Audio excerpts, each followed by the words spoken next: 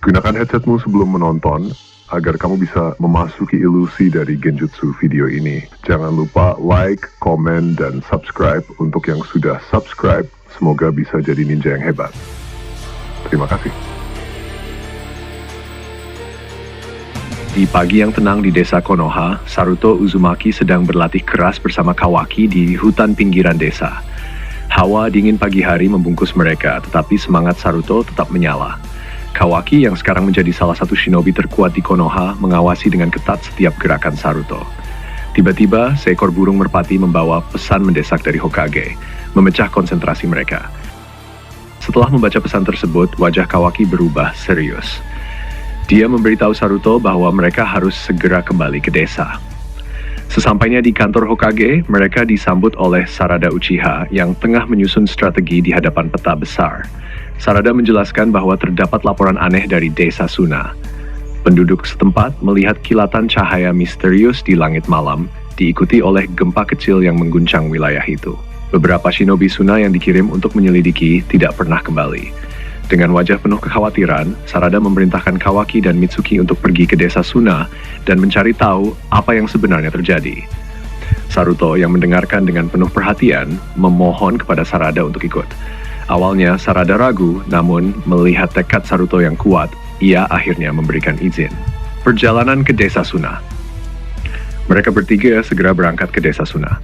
Perjalanan melintasi gurun yang panas dan gersang menambah keseriusan misi mereka. Saruto merasa ada sesuatu yang sangat salah. Suara angin gurun yang biasanya menenangkan terasa seperti bisikan-bisikan misterius yang terus menghantui mereka. Sesampainya di perbatasan desa Suna, mereka disambut oleh seorang shinobi tua yang terluka parah. Dengan napas yang terputus-putus, shinobi itu memperingatkan mereka bahwa makhluk dari langit telah turun dan menghancurkan banyak nyawa di desa.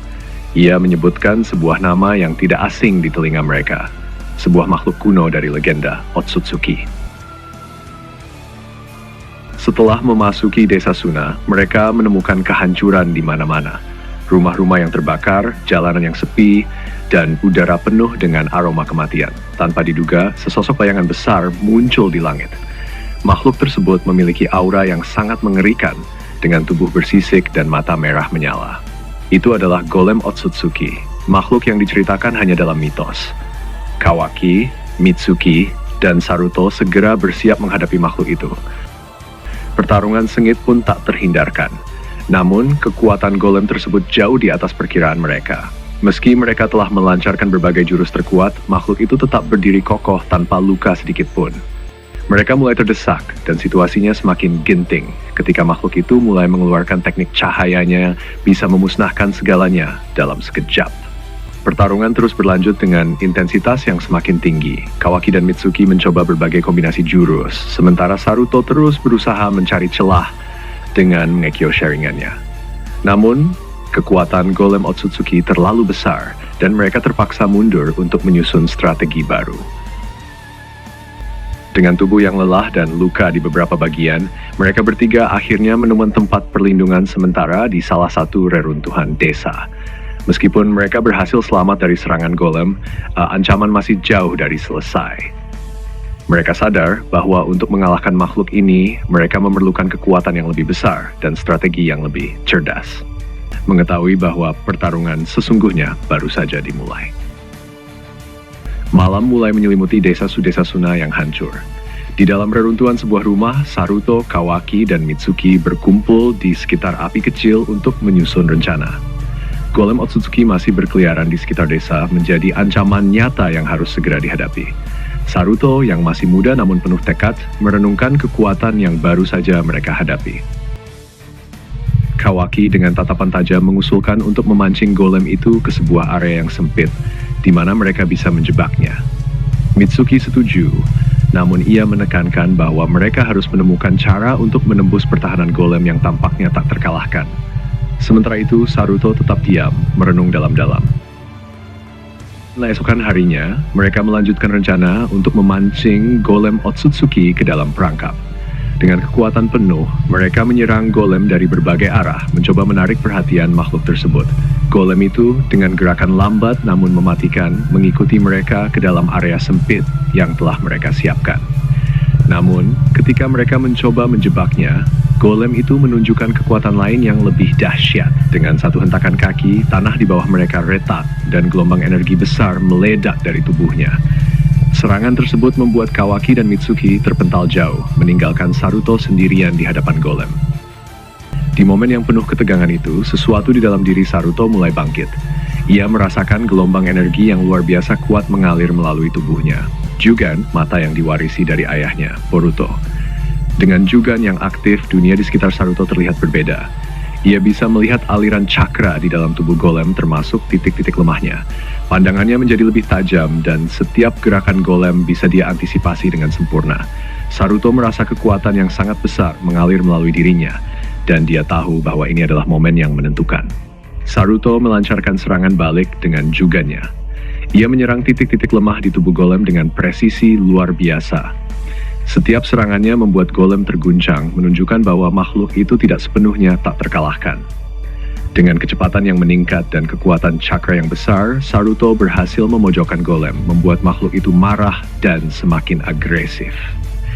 Namun, Saruto menyadari bahwa kekuatan Jugan ini juga memiliki batas. Energi yang dia gunakan semakin menguras tenaga, dan golem mulai bangkit kembali dengan kekuatan yang lebih besar. Meskipun berhasil membuat golem terluka, Saruto tidak bisa menghentikannya sendirian. Golem Otsutsuki berdiri dengan aura mengerikan yang memancar dari tubuhnya yang rusak namun masih sangat berbahaya. Kawaki, Mitsuki, dan Saruto berdiri bersama, tubuh mereka dipenuhi luka-luka dari pertarungan sebelumnya. Kawaki menatap golem itu dengan kemarahan yang mendidih. Selama ini, dia telah menahan amarahnya, mencoba mencari cara yang lebih strategis untuk mengalahkan makhluk tersebut.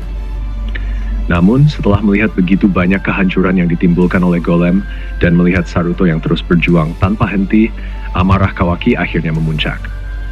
Tanpa memperingatkan siapapun, Kawaki menerjang maju dengan kecepatan yang luar biasa. Tubuhnya diselimuti oleh kekuatan karma yang memancar dengan kuat. Setiap langkah yang diambilnya mengguncang tanah, dan dia langsung menyerang golem dengan pukulan dahsyat. Golem Otsutsuki yang selama ini hampir tak terkalahkan mulai merasakan dampak dari serangan brutal Kawaki. Dengan serangkaian pukulan keras, Kawaki menghantam golem berulang kali, menciptakan retakan-retakan besar di tubuh makhluk itu. Golem mengayunkan lengannya yang besar untuk menangkis serangan Kawaki, tetapi Kawaki terlalu cepat dan terlalu kuat. Amukan Kawaki tidak hanya didorong oleh kemarahan, tetapi juga oleh tekad untuk melindungi Saruto dan Mitsuki. Melihat Kawaki yang mulai unggul dalam pertarungan, Saruto dan Mitsuki tak mau tinggal diam. Dengan Jugannya yang masih aktif, Saruto melihat bahwa golem semakin melemah. Mitsuki dengan kekuatan Sage Mode-nya bergabung dalam serangan, memberikan dukungan kepada Kawaki dengan teknik-teknik jitu dan serangan elemen yang mematikan.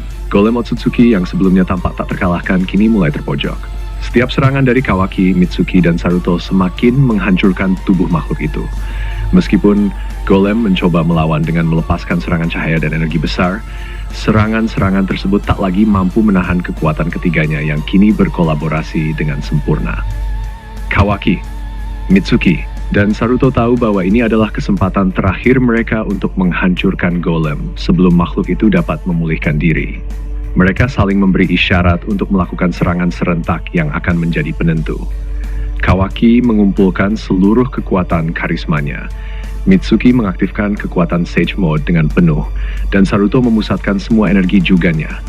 Dalam satu serangan yang tersinkronisasi sempurna, mereka bertiga menyerang golem dengan kekuatan penuh. Kawaki melancarkan pukulan pamungkas yang menghancurkan bagian inti tubuh golem. Mitsuki melepaskan teknik elemen yang membakar dan menghancurkan sisa tubuh makhluk itu. Sementara Saruto menggunakan Jugan untuk menyerang titik terlemah golem dengan akurasi mematikan. Golem Otsutsuki meledak dengan cahaya menyilaukan diikuti oleh gelombang energi yang mengguncang seluruh desa. Ketiganya terpental ke belakang terjatuh di tanah yang bergetar. Saat debu mulai mereda, terlihat bahwa golem itu telah hancur sepenuhnya. Tidak ada lagi ancaman yang tersisa. Ketiganya terluka parah dan kelelahan, tubuh mereka hampir tidak mampu bergerak. Meski begitu, mereka tersenyum puas karena berhasil melindungi desa dan mengalahkan makhluk yang selama ini menghantui mereka.